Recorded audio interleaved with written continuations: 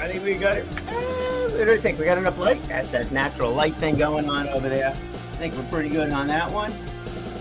And let's see what we got going on our next slide. Well, next slide is going to be, brand telling team. That's right, Arthur Germain, brand telling. Brand telling, storytelling for tech firms. Next up is going to be me, Career Map LI. That's right, because when it comes time to creating careers and posting what it's like to work in various industries, that's the website for you, Career Map LI. You guys definitely want to visit that. My overall efforts right there. Yeah, that photo's taken out at the out in Galveston, Racetrack Knott Street. Racing is going to begin again in August, all things being considered. Still got that a whole idea of what's going on with the facility, whether it gets sold, not sold, closed, when, who knows, supportive of, who knows. There's a bunch of who knows over there. That is absolutely, again, above my pay grade. So we'll see what happens there. But no matter what happens there, no matter what the story is on that one, you know what matters? You know what really matters? Is the fact that it creates jobs. That's it. That's really what the whole thing's about. That's my whole effort with the whole thing. It really is. Yes. Is there some end goal with it? Yes. Would I like to make a career out of some aspect of this? Yes. Yes. I mean, yeah. I mean, it's such a positive thing. You know, what that wound up being, I don't know. I don't know. And there was some post that went up along with that. Hang on a second here. There was some post. Oh, there we go. I have an automatic door closer. There was some post that went up there. And, I wish I had it. I don't. It's up on Facebook. You know, and it's somebody talking about how people have not seen their careers blossom until later on in life. Now, some of these careers blossomed before, earlier than me, you know, but, you know, the one that was probably the most animated when she talked about it is like Oprah Winfrey was fired at one of her jobs. That was bad? No, her comment was, no, that was good. Why was that good? And this was when she was in her early 20s. It's because she learned from that experience. Well, I'm not in my 20s, 30s, 40s, 50s. I am in my 60s. And, well, maybe I've learned from a whole lot of things. And here's the thing I've learned, that you got to enjoy doing what you're doing. You have to. You just have to. What do I want to do for the next, let's see, if I'm having a midlife crisis, what do I have to do for the next 60 years of my life? Well, I'd like to do something positive. I'd like to be able to be a part of helping students find their career path. Doesn't have to be car racing. Doesn't have to do anything with cars. Maybe it does have to do with building, and that's the manufacturing, and that's the and aerospace too, besides the auto industry. Wonder what cars are going to look like in 60 years. Any thought? I don't have a clue. I don't know what anything's going to look like in 60 years, including boating, marine. And never really talk about that. Here we are on Long Island. The marine environment's massive, massive. But there was some other propeller I saw somebody talking about. It's supposed to be quieter. I don't know if that's the big issue when it comes to boating, a quieter propeller, but more efficient. Yeah, absolutely. So maybe it's more efficient, less fuel you're being burned that's being burned, and who knows, maybe get electric engines there, just as well. I haven't seen that. And if you always take the boat out when the weather's good, why not electric engines there? Why is that? Maybe it's that saltwater thing. Maybe they knew. Maybe they didn't. But that's it. So it's these careers and things like that. How do we do that? How do we do that? Participating in career days, big thing to do. Just learned about another one coming up. There's a couple coming up, but participating in career days, talking about career opportunities on Long Island, because there are many of them, many of them. Auto, yes. Manufacturing, absolutely. Aerospace, too. There's a couple of those companies that are looking to expand greatly, greatly over the next couple of years. And they need employees, but it's not just people that are employees that are assembly line. They need thinkers that create creative aspects of it. And that, my friends, is really the biggest and most exciting part of it. Because here, if we can have our high school students see what is possible, see the cool things that could be built by you, whether it be a car, boat, plane. I used to live in Seaford. The guy had a plane in his garage.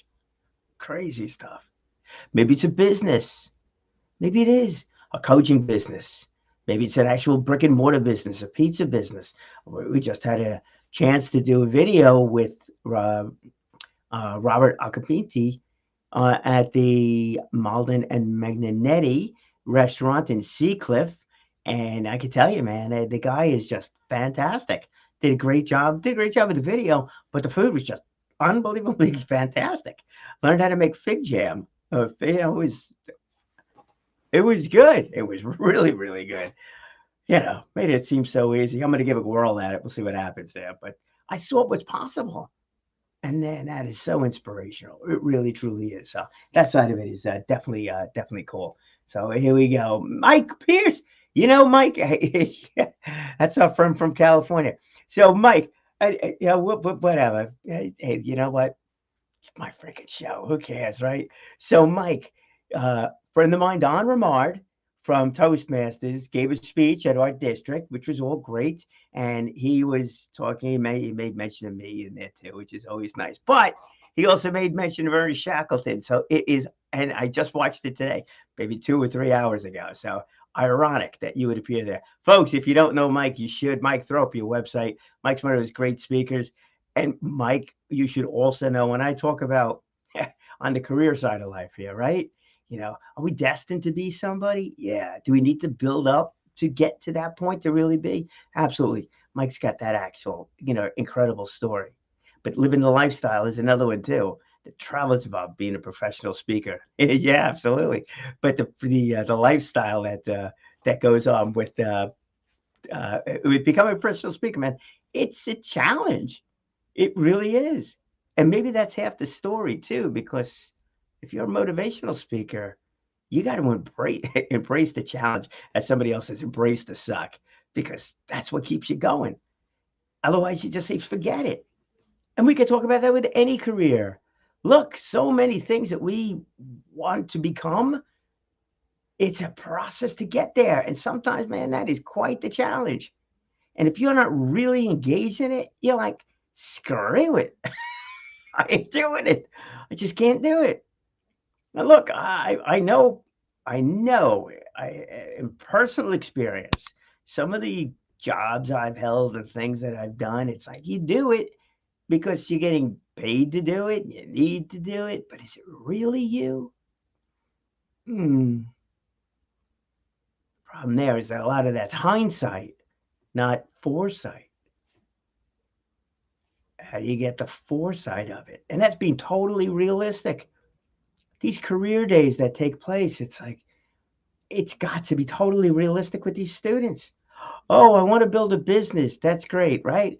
I want to build Dr. Bonahue is the president of Suffolk Community College, man, and he just nailed it. He said it so well with one of these programs that they got going on at the school, and I was like, darn, I gotta call this guy, and I did, and now I've got him on a radio show talking about Suffolk Community College and the work certification programs and the auto program and all that stuff is coming up this month, and it's just very excited about that.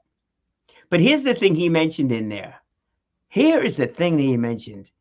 He was talking about the school and one of the school programs. And, we're like, oh, yeah, it's great. Go to Suffolk Community College, learn, get work certifications. All good, right? It's all good.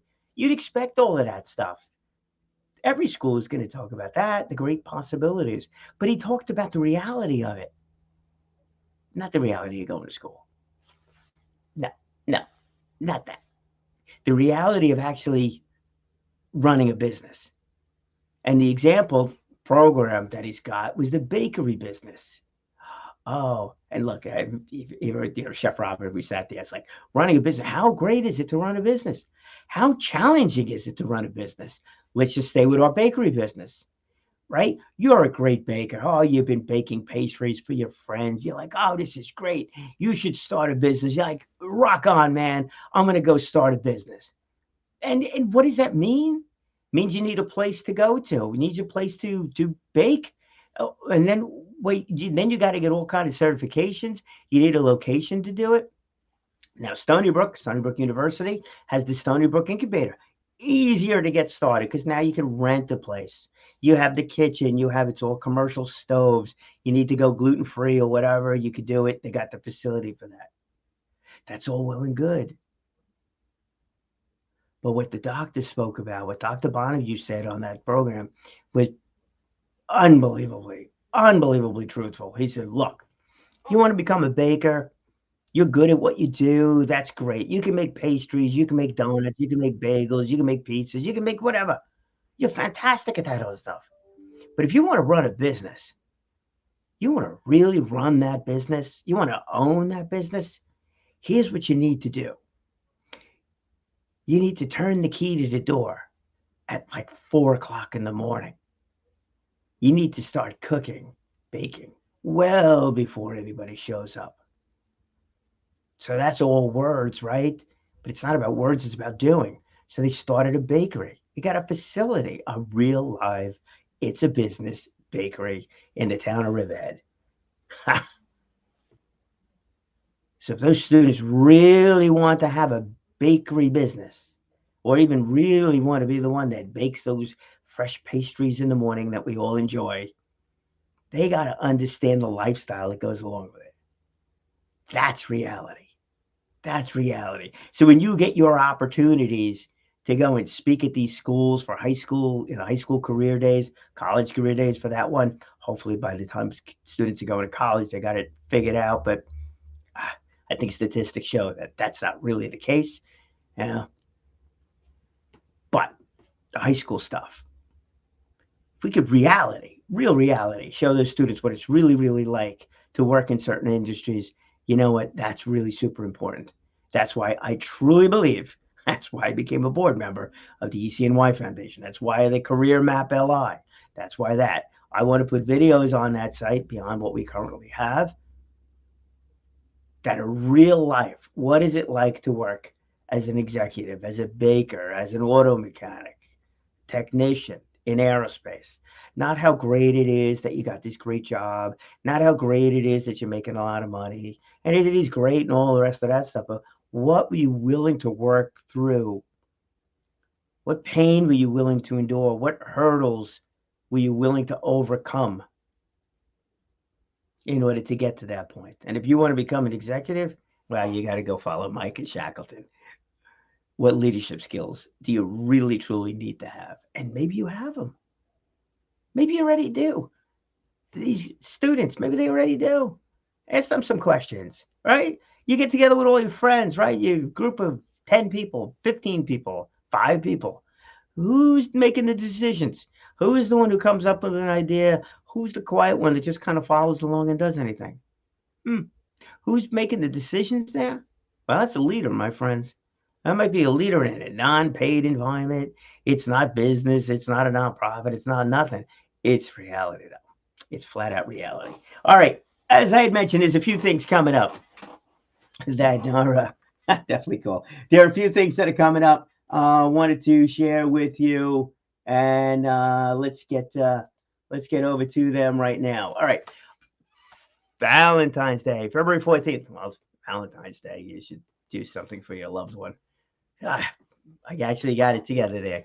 My wife is here.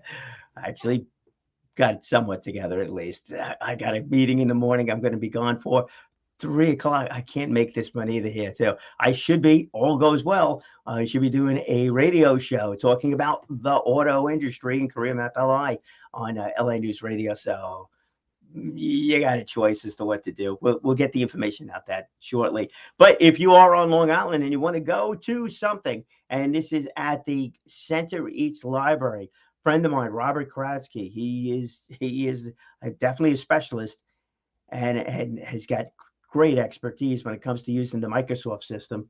But he's going to be talking about Microsoft 365 and how to automate some of these processes, that are there.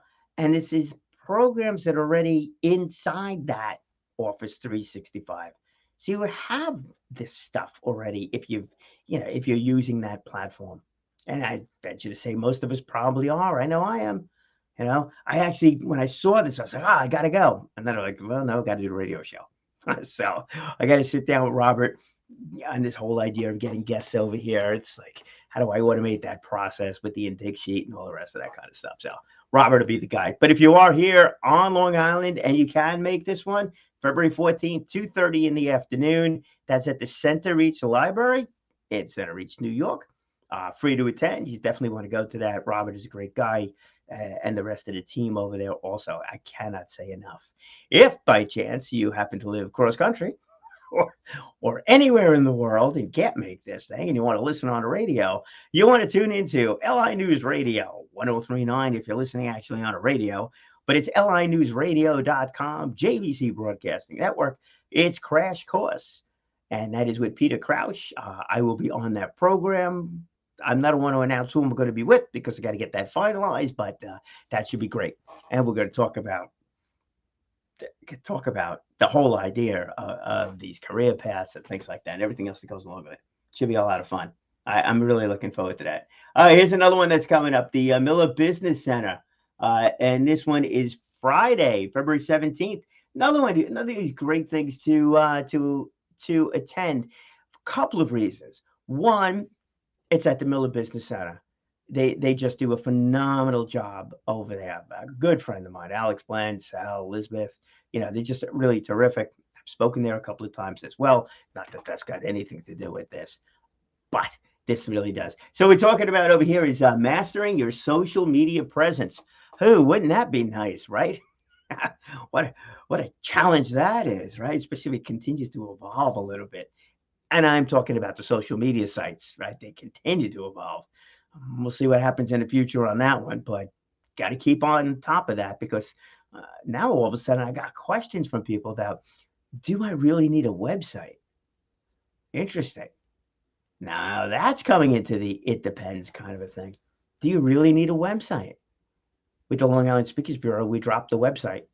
Just served no purpose because I could put enough information on that LinkedIn page that I don't need anything else. And it's just there.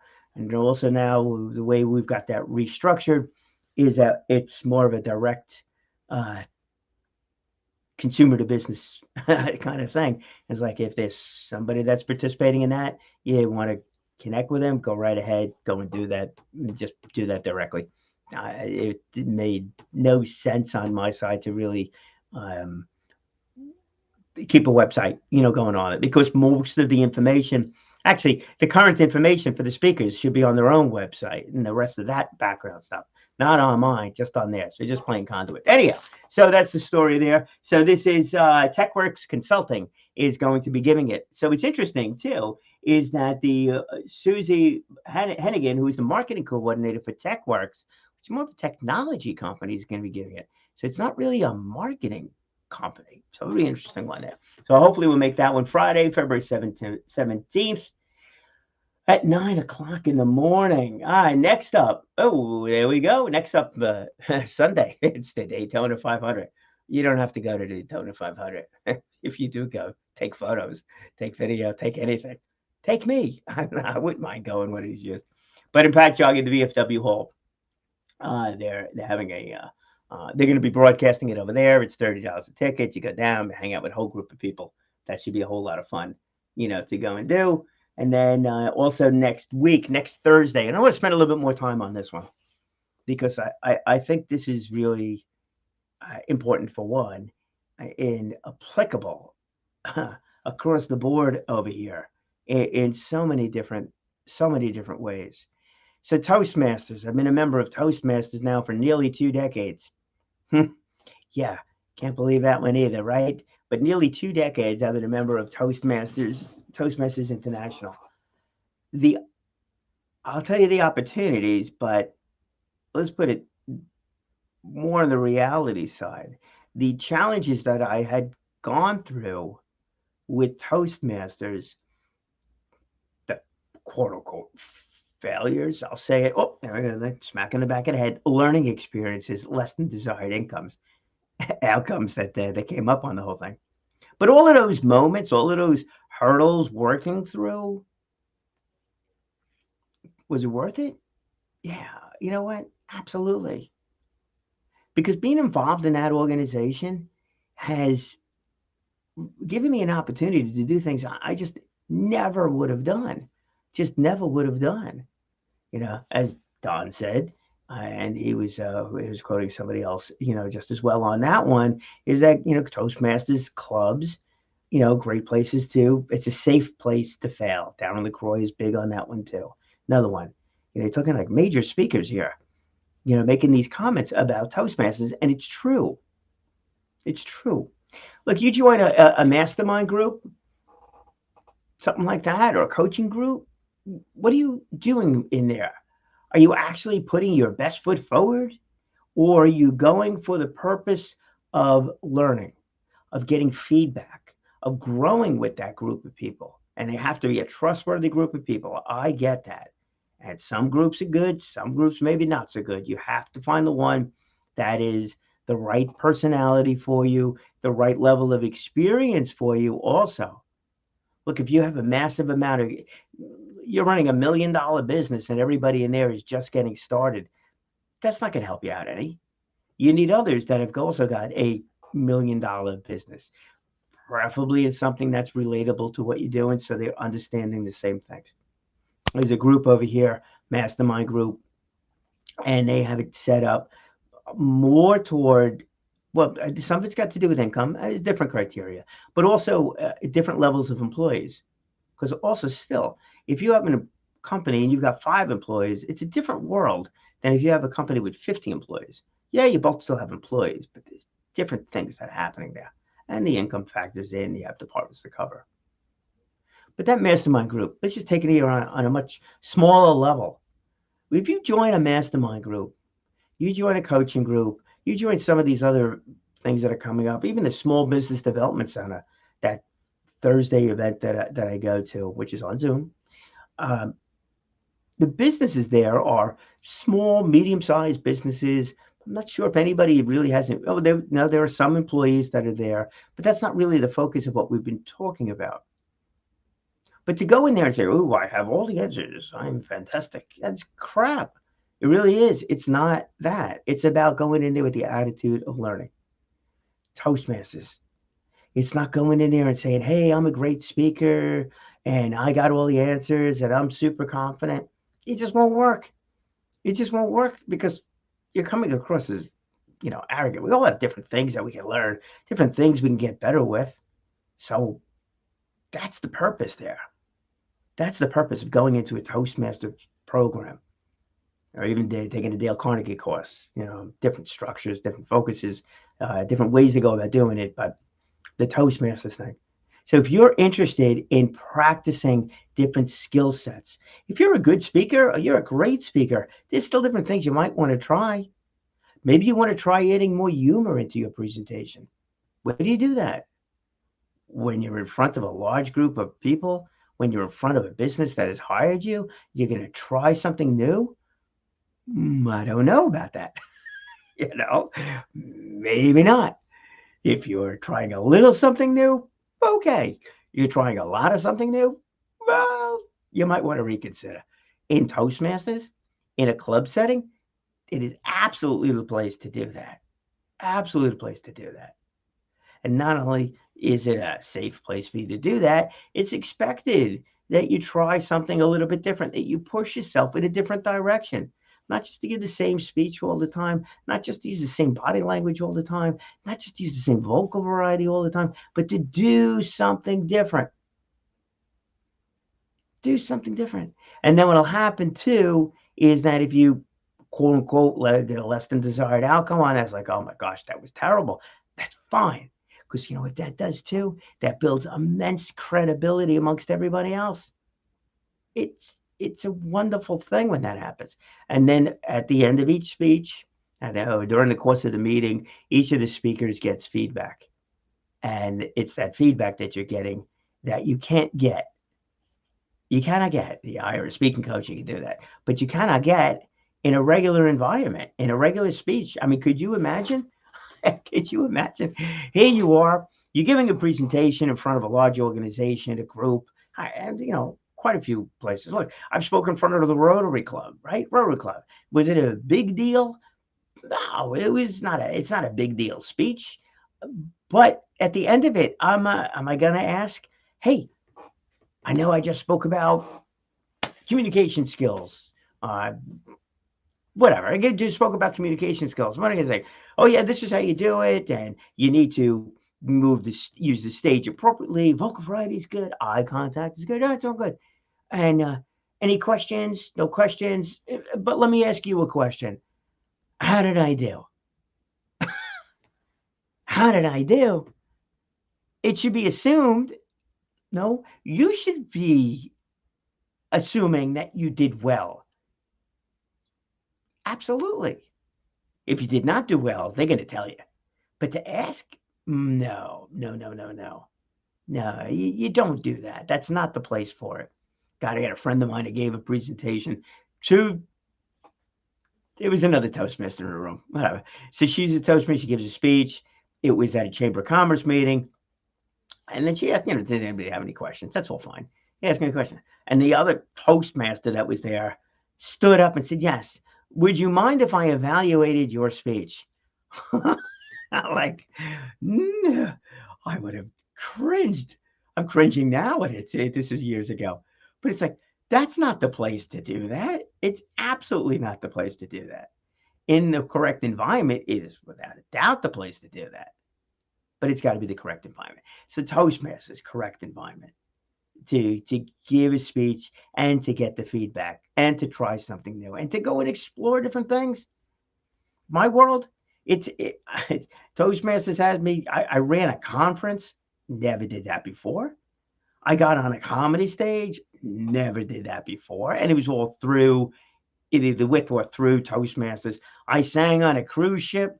I sang on a freaking cruise ship. Yeah, I was so dying to find a stage someplace to speak, and I wound up in the karaoke bar. All right, and I entered the contest. I wound up winning. I won. I was the only contestant for this role. So they asked me, can you sing James Brown? I'm like, sure, I could sing James Brown. Well, I was thinking, and here's the gray hair comment. I was thinking that it was James Dean, not James Brown, James Dean. So it was a little different. I still won. I was still the only contestant. All right, all well and good, right? Here's what happened now. I wound up singing in front of 1,600 people on the talent show night. 1,600 people, full stage, full orchestra pit too. That was the word of advice. Don't fall in the orchestra pit. I'm like, okay, I think I can remember that. And no words, no nothing. I just sang. And I gotta tell you, what an unbelievable experience it was. Here's the funny on that one. The funny on that one is that I got on stage and I started singing and I was disappointed. All right. And maybe this was the comedy thing, that think and speak at the same time. Well, I was singing and thinking at the same time. I was disappointed that the lights, I had spotlights on me. The house lights went on. I wanted to know what it was like to speak in front of or sing in front of 1,600 people. And I still don't know what that is. 700 people I've done speaking. 1,600 people, no. So I still got to break that 1,000 mark. That would be an interesting goal for this year, to break the thousand people presentation. We'll skip the singing, but man, it's something. Well, because of Toastmasters, got the confidence to do some of the stuff, got the drive to do some of the stuff. Unbelievable. So we have our open house. It's going to be this the 23rd, February 23rd, 5:30 Eastern Daylight Time, 5:30 to 8 o'clock. If you're in and around the area, you want to join us, great. Our club meetings are and have been online. This one is going to be an in-person meeting, only in person, not doing hybrid or anything like that. If you are interested in the club and want to just attend another meeting, that'd be great. And then this one, like I said, the open house meeting is going to be in person. Where do we go in July? Because that's the end of our Toastmaster meeting is in June. Where do we go in July? Don't know. We have new offices coming in July, and then we're going to see if we're staying online or if we're going in person and where and all the rest of that kind of stuff. But right now, we are in person only for the open house and then back online through the rest of the Toastmaster year. At least there's a whole bunch of other things coming up. Really great. For our drag strip folks, the Long Island needs a drag strip. Farmingville, New York, they're having their street fair. It's June 11th. I spoke with them. We could bring the cars. It's, they have 40 cars. They have a space for 40 of the cars. Be great to see, I say a car show. Be great to see the Long Island needs a drag strip side on most of that stuff. We can get a booth. It's $25, piece of cake to do. That's coming up. That'll be good. Another career day is coming up with the Smithtown School. Another one's coming up at Sachem School. Another one's coming through in East Hampton. So for you folks that are really out east and want to participate in that one, again, let me know. We'll make that work. I'm going to stick to the 30 minutes. Can keep going on here. I'm not going to do it. But I do want to say that we can have tremendous impact in our own lives through Toastmasters and getting feedback, through other people's lives participating at these career days, and just by being you. Find your way to communicate. Get in front of a group of people someplace, whether it be online, in person, wherever. And you can have an amazing impact on folks.